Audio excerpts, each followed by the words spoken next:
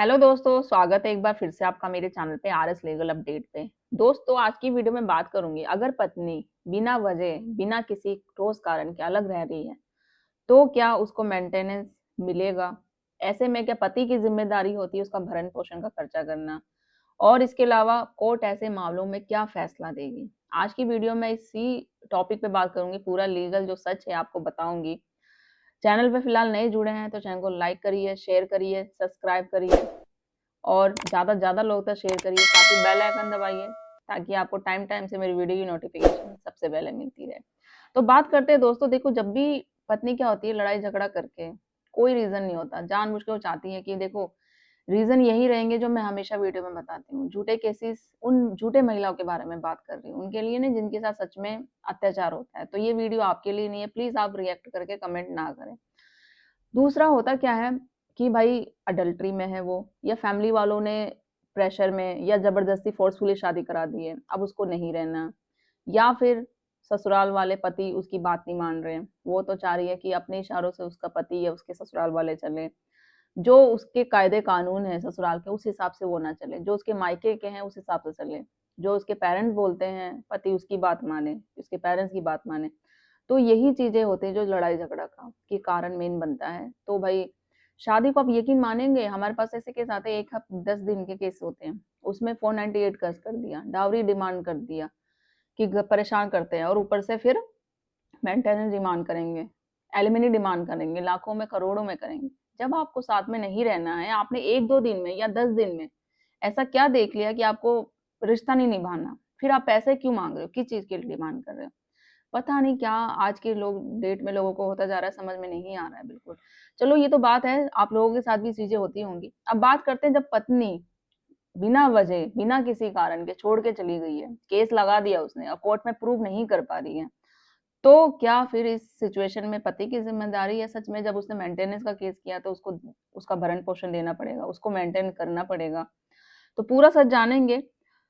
तो आज के समय में बहुत से पति यही सवाल पूछते हैं कि पत्नी बिना कारण घर छोड़ के चली गई है, ना कोई क्रूरटी हुई है उसके साथ, ना डावरी हुई है, ना वायलेंस हुआ है, फिर भी केस कर दिया मेंटेनेंस का, तो कानून क्या कहता है? इस कंडीशन में क्या कानून सच में पत्नी के फेवर में फैसला देगा, उसको मेंटेनेंस दिलवाएगा? तो स्टेप बाय स्टेप समझेंगे, क्या प्रोसेस कहता है, क्या लॉ कहता है आखिर। देखो सेक्शन 125 सीआरपीसी में क्लियर मेंशन है कि पत्नी को मेंटेनेंस तभी मिलेगा जब वो पति के साथ रहना चाहती हो, और अलग रहने की ठोस वजह से, कि भाई वो अगर वजह बता रही हो, कि ये नहीं कि देखो मोस्टली क्या पत्नी देती है कि ये मुझे मारते हैं, पीटते हैं, घर से कर दिया बाहर, मेरे को दहेज के लिए टॉर्चर करते हैं। तो प्रूफ जब मांगता है, सबूत मांगता है कोर्ट, तो सबूत के नाम से उनके पास जीरो होता है, कुछ नहीं होता है।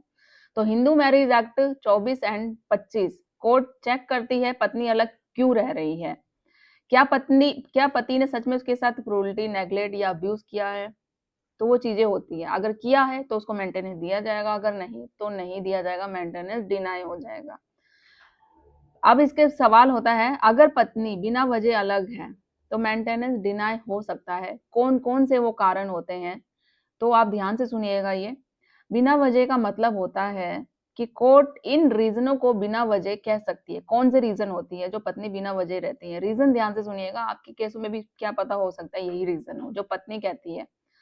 सिर्फ मन नहीं करता, आमतौर पर महिला ये करेगी कि मुझे नहीं रहना, सास ससुर पसंद नहीं है, पति कम कमाता है जिससे मेरा जो खर्चे होते हैं डेली के वो चीजें नहीं हो पाती है, पेरेंट्स के कहने पर अलग रहना। कई ये भी होते हैं कि उसके पेरेंट्स कहते हैं कि भाई देख तू घर के काम क्यों करेगी, क्यों सास ससुर के मानेगी, एक काम कर अपने पति को लेके अलग रह ले, तो उसके पेरेंट्स कह रहे हैं, तो ये रीजन होता है। और इसके अलावा ईगो इशू या पर्सनल चॉइस, ये रीजन भी हो सकते हैं। तो इन वजह पर मेंटेनेंस नहीं मिलती है अगर वो पत्नी, वो महिला ये सब चीजें, ये रीजन देती है कि मेरे को सास ससुर पसंद नहीं है, साथ में जॉइंट फैमिली में रहना पसंद नहीं है, वो सैलरी कम कमाता है, मेरी ख्वाहिशें जो इच्छाएं होती है वो पूरी नहीं कर पाता है, तो मैं क्यों रहूं, मुझे नहीं रहना है। तो ये सब रीजन अगर बताती है तो मेंटेनेंस है जो डिनाई हो जाएगा, नहीं मिलेगा। अब कौन कौन से रीजन है जो वैलिड होते हैं वाकई, जिस सिचुएशन में उस महिला को मेंटेनेंस मिल सकता है? अगर उस महिला ने मेंटेनेंस का केस किया है और वो वाकई उसके साथ क्रूरटी हुई है, तो रीजन ये है, डोमेस्टिक वायलेंस हुआ हो सच में, डाउरी हरासमेंट हुआ हो, एक्स्ट्रा मैरिटल अफेयर हो और वो प्रूफ के साथ दे कि मेरे पति का एक्स्ट्रा मैरिटल अफेयर है, वो कोर्ट में सबूत भी पेश कर रही है। अल्कोहल अब्यूज, क्रूरटी हुई हो उसके साथ, मेंटल हरासमेंट एंड अनसेफ जो एनवायरनमेंट होता है कि मुझे वहां नहीं रहना है, मुझे अपनी जान का खतरा है, ये सारी चीजों को लेके, तो ये उनके लिए है, उन महिलाओं के लिए जिनके साथ सच में अत्याचार होता है, ठीक है, सच में अन्याय होता है। और ये सारी रीजन आते हैं जब आप 498 का केस कर रहे हो डाउरी का और मेंटेनेंस का डिमांड कर रहे हो, तो ये वैलिड रीजन होते हैं। आप कोर्ट में प्रूव कर देते हो तो आपको कोर्ट मेंटेनेंस देंगे। ऐसे केसों में पत्नी को मेंटेनेंस मिल सकता है बिल्कुल, और वो ये उनके लिए है जिनके साथ सच में होता है। अब लेटेस्ट जो कोर्ट का व्यू है, वो कोर्ट क्या कहती है कि कोर्ट बार-बार कह चुकी है, बहुत सारे केसों में भी जजमेंट भी फिलहाल निकल चुके हैं। मैं अब हमेशा आपको अपने चैनल पे शेयर करती हूँ, या जो मेरा दूसरा चैनल है लीगल इज 127 पे, उस पे भी करती हूँ शेयर। तो पत्नी अगर बिना सफिशिएंट कॉज पति से अलग रहती है, तो उसे मेंटेनेंस का ऑटोमेटिक राइट बिल्कुल नहीं है। High court and supreme court ने साफ कहा है इस पे, बर्डन ऑफ प्रूफ पत्नी पर होता है, पति पे नहीं होता है, क्योंकि अगर वो केस कर रही है, मैं हमेशा कहती हूँ पत्नी पे प्रेशर होता है, चाहे वो कोई भी केस करे, 498 डावरी या मेंटेनेंस, तो उसको कोर्ट में प्रूव करना पड़ेगा कि जो वो एलिगेशन लगा रही है सच में उसके साथ हुआ है। आपको लेने की अपने पे बर्डन जरूरत नहीं है, आपके पास जो है वो प्रूफ आप दिखा दो, ठीक है। तो सबसे ज्यादा प्रूफ जो बर्डन होगा उस पर ही होगा, उसको साबित करना पड़ेगा कि मेरे साथ क्रूरटी हुई है, अत्याचार हुआ है, या मुझे मेंटेनेंस की नीड है, क्यों जरूरत है, क्या रीजन है, तो वो सब उसको साबित करना पड़ेगा। एलिगेशन नहीं, एविडेंस जरूरी होता है मेन, और जो कोर्ट फैसला करती है वो एविडेंस पे ही फैसला करती है, सबूतों पे। अब वो सबूत जिसके हो और वो जो सच बोल रहा हो, वो चाहे महिला हो या पुरुष हो।